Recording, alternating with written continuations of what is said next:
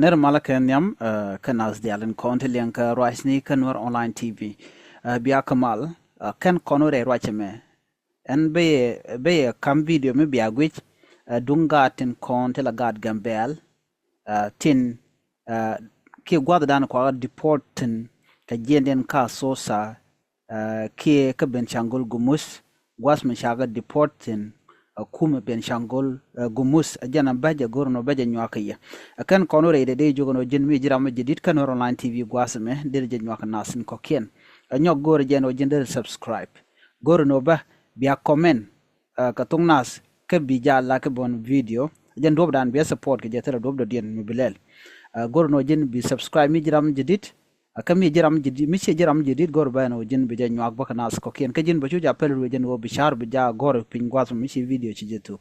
gwaye en re video kana me doba danan kwa gat kwa ka deport ke je ki ngane nuerten kontre wi ka assosa ngane gwari ngane doli eno kendial biya jenen ke jen video me re weche danen chaka la re torbiel kon jelken ka torbiel didikon torbiel chalka glap ki mercedes kana basni titiene kan chaka la re de mon chaka choktin lo ntama waka ka Gambella jen gorno biya video biya je nyog biya je guje gwa ani guje ja gwaye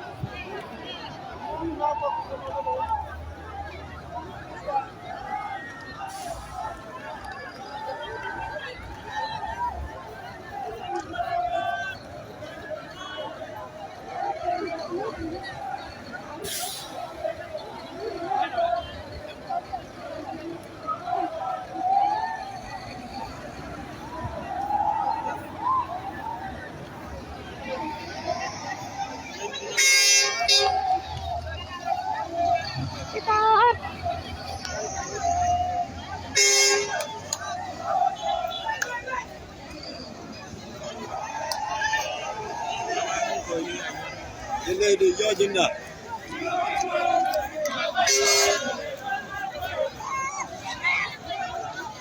Yang mana lagi? Benden.